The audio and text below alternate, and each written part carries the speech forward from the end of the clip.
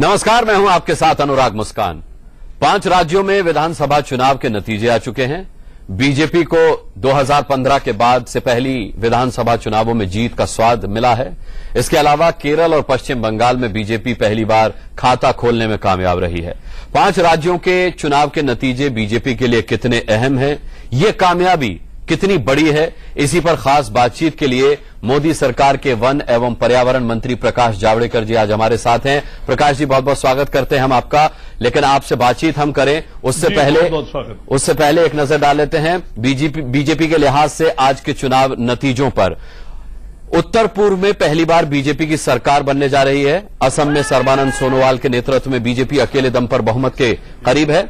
पश्चिम बंगाल में बीजेपी का पहली बार खाता खुला है। 3 सीटें बीजेपी ने जीती हैं। वहां पर बीजेपी की सहयोगी गोरखा जन मुक्ति मोर्चा ने भी 3 सीटें जीती हैं। पश्चिम बंगाल में बीजेपी का वोट शेयर करीब 10.2%।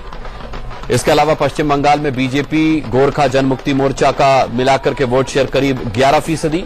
केरल में पहली बार बीजेपी का खाता खुला है। 1 सीट मिली है। नेमम सीट से वरिष्ठ बीजेपी नेता ओ राजपाल को पहली बार जीत हासिल हुई है।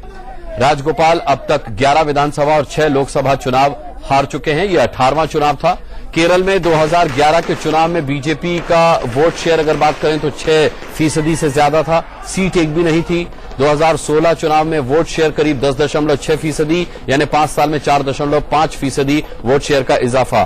तमिलनाडु की अगर बात करें, तमिलनाडु में बीजेपी का वोट शेयर करीब 3% था। कामयाबी कोई नहीं थी। पुडुचेरी में बीजेपी का वोट शेयर 2.4% रहा और कामयाबी कोई नहीं रही।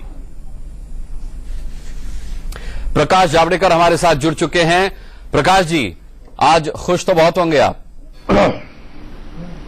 जी, निश्चित 2 कारणों से। एक, ये 5 राज्यों के चुनाव ऐसे थे जहां बीजेपी कहीं भी सत्ता में नहीं थी या ज्यादा कोई ताकत नहीं थी, और कांग्रेस 2 राज्यों में सत्ता में थी। लेकिन दोनों जगह से सत्ता से कांग्रेस चली गई और बीजेपी ने एक महत्वपूर्ण राज्य आसाम, जो पूर्व और पूर्वोत्तर भारत का केंद्र है, उसमें जीत पाई और पश्चिम बंगाल में भी अपनी उपस्थिति दर्ज कराई, केरल में कराई जी। तो इसका मतलब है कि बीजेपी बढ़ रही है, कांग्रेस घट रही है। प्रकाश जी, खुशी किस बात की ज्यादा है, बीजेपी के जीतने की या कांग्रेस के हारने की? बीजेपी दोनों की, क्योंकि दोनों इंपॉर्टेंट है। आखिर 2 राष्ट्रीय पार्टियां हैं। कांग्रेस ने जिस तरह से नकारा राजनीति खासकर पिछले 2 साल में की है कि कोई काम होने नहीं देंगे, राज्यसभा में हमारा नंबर ज्यादा है इसलिए हम एक भी आपका काम होने नहीं देंगे, एक बिल नहीं होने देंगे, इस तरह से जो एक एटीट्यूड लिया, ये जनता को बिल्कुल पसंद नहीं है। और लोकसभा राज्यसभा में तो वो कोऑपरेशन होता है देश के हित के लिए और वो रहना चाहिए। दूसरी बात है कि बीजेपी की बढ़त इन राज्यों में और आसाम मिल जाना, हमारा अलायंस भी अच्छा था, हमारा लीडरशिप था, और प्रधानमंत्री नरेंद्र मोदी जी ने जिस तरह से पूर्वोत्तर को विकास के लिए एक अपनी प्रतिबद्धता पहले से उनकी है, और वो हमें सभी मंत्रियों को भी कहते हैं कि बहुत ध्यान देकर ये पूर्वोत्तर भारत को मेन मुख्य धारा का और मुख्य धारा जितना विकास पर लाना है, ये कर दे, और पूर्वी भारत को भी। तो ये भी साबित हुआ। केरल में 2 पार्टियों के संघर्ष में कभी भी तीसरा कमल फूलने का मौका ही नहीं मिल पा रहा था, क्योंकि हम 5-6% पर अटक जाते थे। इस बार लगभग 3 गुना वोट हुए हैं, 15% के लगभग हम जा रहे हैं फाइनली। तो ये एक बड़ी कामयाबी है और इसलिए ये हम निश्चित रूप से मानते हैं कि बीजेपी की बढ़त है। और बीजेपी को एक प्रचार तमिलनाडु पुडुचेरी में पहली दफा हमने 30 कैंडिडेट लड़ाए जी। तो यहां जहां हमारा काम भी नहीं था, आज घर घर कमल पहुंच गया है, घर घर मोदी का संदेश पहुंच गया है, घर घर। और अभी जिन्होंने हमारे साथ अलायंस नहीं किया वो तो भुगत रहे जी। आपने कहा कि राज्यसभा में कांग्रेस कोई काम नहीं होने देती थी, जाहिर सी बात है वो ज्यादा ताकतवर थी। अब इन 5 राज्यों में जो कांग्रेस की हालत हुई है प्रकाश जी, उसके मुताबिक राज्यसभा में भी वो कमजोर पड़ेंगे। लेकिन सच्चाई ये भी है कि राज्यसभा में वो कमजोर पड़ेंगे लेकिन आपकी ताकत नहीं बढ़ेगी। मैं आपसे ये पूछना चाहता हूं कि दीदी के साथ, अम्मा के साथ राष्ट्रीय स्तर पर किसी तरह की स्ट्रेटेजिक पार्टनरशिप पर विचार कर रहे हैं क्या आप? क्या ये मुमकिन है क्या ऐसा हो जाए? देखो, वो कोई ना जयललिता ना ममता हमारे अलायंस का सदस्य नहीं है, लेकिन हम तो कांग्रेस से भी, क्योंकि देश हित में संसद में, लोकसभा में सारे बिल पास हो रहे हैं जी। और यहां अटकेंगे तो ऐसा नहीं होना चाहिए। हम तो कांग्रेस से भी बात करते हैं, हम तो कम्युनिस्टों से भी बात करते हैं। तो ये तो दोनों पार्टियां तो स्वतंत्र रूप की पार्टियां हैं, तो उनको क्यों नहीं, सबके बात करेंगे और ले जाएंगे आगे, क्योंकि देश की तरक्की नहीं रुकना चाहिए, ये मुद्दा है जी। और कांग्रेस जनता से कितनी कट चुकी है उसका भी ये प्रमाण है। भारतीय जनता पार्टी ने कहा था कांग्रेस मुक्त भारत, ये इसलिए नहीं कि किसी पार्टी का हमें केवल विरोध करना है, जी जी। इसलिए कि कांग्रेस ने केवल परिवारवाद की सोची, एक परिवार की भलाई और एक परिवार के ही सारे मुद्दे उनके प्रश्न हैं, और भ्रष्टाचार का कमाल दिखाया और देश का पूरा कबाड़ा हो गया एक तरह से, कि विकास की जो संभावनाएं थी वो खत्म कर दी। इसके लिए कांग्रेस का विरोध करते हैं जी। और इसलिए हम कहते हैं कि अब तरक्की के लिए, सुशासन के लिए, करप्शन फ्री गुड गवर्नेंस के लिए भारतीय जनता पार्टी का उदय, और यही गरीब की आकांक्षा है। मैं तमिलनाडु में जाता था, बहुत प्रचार करता था जी। तो बहुत प्रचार में ये मुझे दिख रहा था कि वहां हमारा कोई फोर्स नहीं है, क्योंकि लोकल हमारी लीडरशिप या उम्मीदवार उस चुनाव क्षेत्र में 5 साल मेहनत नहीं किए हुए थे। अगर वो करते हैं तो 10-15 हजार वोट तो अपने आप मिल जाते हैं जी। लेकिन ऐसे उम्मीदवार नहीं थे बहुत सारे, तो इसलिए हमें मालूम था रिजल्ट क्या आने वाला है। लेकिन ये मैं देख रहा था कि गरीब लोग बिल्कुल मुफ्त मिलने वाली फ्रीबीज के लिए तैयार नहीं है, वो स्वाभिमान की जीना जिंदगी चाहते हैं, वो रोजगार चाहते हैं। और जब हम कहते थे कि मोदी जी का यही आपका है कि हम कोई मुफ्त में चीज नहीं देंगे, लेकिन आपको सम्मान की जिंदगी देंगे, आपकी चुनाव की जिंदगी देंगे, यानी चुनने की जिंदगी देंगे, चॉइस, और एक अभिमान की, स्वाभिमान की, एक सम्मान की जिंदगी देंगे, क्योंकि हम आपको रोजगार मुहैया कराएंगे, अच्छी शिक्षा, अच्छा कौशल। लेकिन फिर भी प्रकाश जी अम्मा के फ्रीबीज की तरफ चली गई तमिलनाडु की जनता, फिर भी अम्मा के फ्रीबीज की तरफ चली गई तमिलनाडु की जनता। ऐसा है नहीं, ये सच नहीं है विश्लेषण, मैं आपको बता रहा हूं, वो अलग कारणों से है। तमिलनाडु में 100 करोड़ रुपए इलेक्शन कमीशन ने सीज किए, रकम 100 करोड़ है, यानी एक तरह से इलेक्शन कमीशन का सारा खर्चा तो निकल गया उसमें।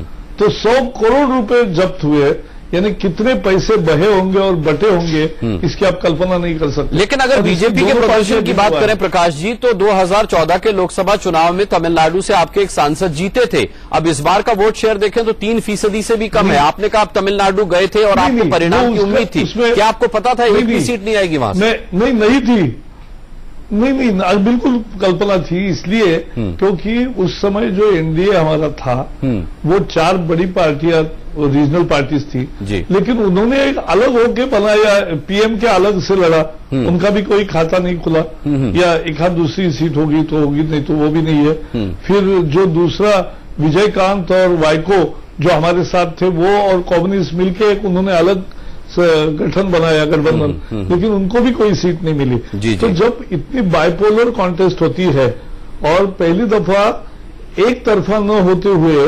128 बनाम 102 ऐसा पहली दफा रिजल्ट आ रहा है, तो ये निश्चित है कि ये बाइपोलर ही हुआ तो लोगों ने केवल डीएमके एडीएम के बीच में एक का चुनाव करना था और इसलिए बाकी पार्टियों को वोट नहीं मिला है। लेकिन हम सब जगह लड़े, सब जगह गए, लोगों ने स्वीकार किया, मोदी जी के लिए लोगों का प्यार है और वो लोकसभा के चुनाव में व्यक्त तो होता ही है। पिछली दफा लोकसभा में अम्मा शायद प्रधानमंत्री बन सकती है, ये एक भावना थी, लेकिन अब आने वाले चुनाव में आप देखोगे तमिलनाडु में फर्क पड़ेगा। जी अच्छा, असम में तो कमल ने कमाल कर दिया, इसका क्रेडिट आप किसे देंगे? इसका क्रेडिट जैसे मैंने कहा, प्रधानमंत्री जी की जो दृष्टि है, पूर्वोत्तर पर खास ध्यान देने की जो दृष्टि थी, केवल राजनीतिक इच्छा के कारण नहीं, केवल चुनाव जीतने के लिए नहीं, एक प्रतिबद्धता के तहत पूरे पूर्वोत्तर भारत पर अन्याय हुआ है, उनको विकास से वंचित रखा गया है और उनको विकास की बहुत संभावना है और विकास करने से वहां बहुत अच्छा काम हो सकता है, रोजगार निर्माण हो सकता है, और वो प्रकृति भी बहुत अच्छी है। वहां की जो सारी मिलिटेंसी है, इसका जन्म भी एक तरह से विकास न होने पर होता है। अगर विकास होता है, रोजगार मिलता है, तो मिलिटेंसी नहीं चलती जी। और इसलिए ये भी खत्म होगी। तो ये सब विकास का एक बहुत बड़ा दृष्टिकोण लेके मोदी जी प्रतिबद्ध थे। तो सब पूरी सरकार 2 साल लगी है और कंटिन्यूअसली लगी रहेगी ये और पूर्व भारत के लिए भी, क्योंकि पश्चिम भारत जितना तरक्की किया है, मध्य भारत जितना तरक्की किया है, उतना पूर्व भारत और पूर्वोत्तर भारत ने नहीं किया है जी। उनको भी मुख्य धारा तक और मुख्य धारा जैसे तरक्की का करना है, ये उनकी प्रतिबद्धता है। तो उसका परिणाम है जी। और वो लोगों को भाया जी बिल्कुल। असम में जब प्रधानमंत्री प्रकाश जी गए थे तो मुझे याद है उन्होंने कहा था कि मैं यहीं की चाय बेचा करता था और मैं कर्जदार हूं असम का। तो अब वक्त आ गया है असम का कर्ज चुकाने का, और वो हम चुकाएंगे। और ये जो हमारी पार्टनरशिप हुई, एजीपी भी साथ में आई, बोडो पार्टी भी साथ में आई, तो इसका भी बहुत महत्व है, क्योंकि फिर एक अच्छा मजबूत संगठन होने से लोगों के मन में आशंका नहीं रहती और विकल्प ढूंढना नहीं पड़ता है, सीधे लोग यहां पहुंचे। और जिस तरह से कांग्रेस का खोखलापन देश भर में उजागर हो रहा है जी जी। और 15 साल की जो करप्शन और नाकामी आसाम में दिखी है वही चली है, और इसलिए आसाम में ये जो जीत है ये बहुत महत्वपूर्ण है जी। और हमने सर्बानंद सोनोवाल को प्रेजेंट भी किया था और उनका चेहरा लोकप्रिय भी था और लोगों ने स्वीकार भी किया था जी। तो ये पहले से ही दिख रहा था, लेकिन इतनी अच्छी सफलता मिली, यह हमारे कल्पना थी, वैसा ही हुआ। इसके लिए बहुत सबको धन्यवाद दिया है हमारे पार्टी अध्यक्ष जी ने। पार्टी अध्यक्ष जी ने भी इन राज्यों पर बहुत कमाल का ध्यान दिया पिछले 18 महीने में कि केरल हो, बंगाल हो, आंध्र हो, तेलंगाना हो, पुडुचेरी हो, तमिलनाडु हो, ओडिशा है, और फिर ऊपर आने के बाद बंगाल है जी जी। और आसाम है और नॉर्थ ईस्ट है। इन सभी राज्यों के प्रति ज्यादा ध्यान देकर पार्टी भी मजबूत हो, इसके भी प्रयास किए। उसका भी एक सफलता में ये मुद्दा है। आपने कहा कि आपने असम में एजीपी और बोडो के साथ चुनाव लड़ा, विपक्षी इसी को लेकर निशाना साध रहे हैं। उनका कहना है कि सर्बानंद सोनोवाल जो है एजीपी से बीजेपी में आए और आपके कैंपेन कमेटी के चेयरमैन हेमंत बिश्व शर्मा थे जो कांग्रेस से बगावत करके बीजेपी में आए। प्रकाश जी, वो आपकी असम में हुई जीत को कह रहे हैं, विचारधारा की जीत कहां हुई? ये तो रणनीतिक जीत है एक तरीके से। नहीं, ये तो सोनोवाल जी आज नहीं आए हैं। सोनोवाल जी हमारे कितने सालों से काम कर रहे हैं। वो पहले एजीपी में थे, लेकिन पहले एजीपी में थे तो बहुत समय अब बीजेपी के एक्टिव काम कर रहे हैं और वो हमारा चेहरा बने, कार्यकर्ताओं का विश्वास प्राप्त किया, लोगों का भी किया। और हेमंत बिश्व शर्मा भी आज चुनाव के पूर्व संध्या पर नहीं आया, पूरे 1 वर्ष भर काम कर रहे हैं। और वो उनका भी एक निश्चित रूप से ऐसे सबको जोड़ना तभी होता है या प्रभाव तभी बढ़ता है जब सभी को जोड़ते जाते हो, और यही तो काम होता है। बढ़ती हुई पार्टी के पास ही लोग आएंगे ना, लोग बाहर दूसरी तरफ थोड़ी जाएंगे, डूबती हुई नदिया में कौन जाएगा जी। अच्छा, इस असम के अलावा बाकी के राज्यों में अपने प्रदर्शन पर आप क्या कहेंगे? पश्चिम बंगाल की बात करें तो 3 सीटें आपकी आई हैं। मैं कहूंगा पश्चिम बंगाल की बात अगर करेंगे जी, पश्चिम बंगाल का विजय मैं बहुत महत्वपूर्ण मानता हूं, क्योंकि वहां कम्युनिस्ट भी हिंसा करते हैं और टीएमसी भी हिंसा करती है। उसमें हमारी एक ताकत बनी रही, बढ़ती गई और बढ़कर आज हमने एक हमारे अलायंस के साथ एक सीटें भी पाई और 13% का वोट भी पाया। ये कम ताकत नहीं है। लेकिन प्रकाश जी कहते हैं कि दो के झगड़े में तीसरे का फायदा होता है। जिस तरीके से आपने कहा कि वहां पर लेफ्ट पार्टीज भी लड़ती रहती है, टीएमसी भी लड़ाती है, तो इन दोनों की लड़ाई का फायदा बीजेपी को जितना होना चाहिए था उतना हुआ नहीं।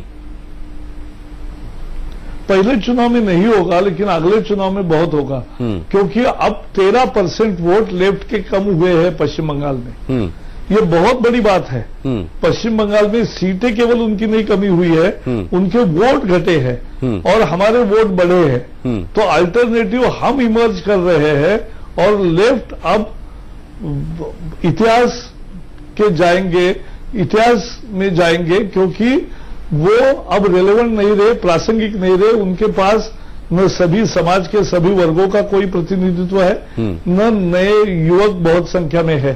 तो नए युवक और सभी तबके बीजेपी से जुड़ रहे हैं, तो बीजेपी अल्टरनेटिव इमेज करेगी, ये मैं आपको बताना चाहता हूं। तो इस दृष्टि से तो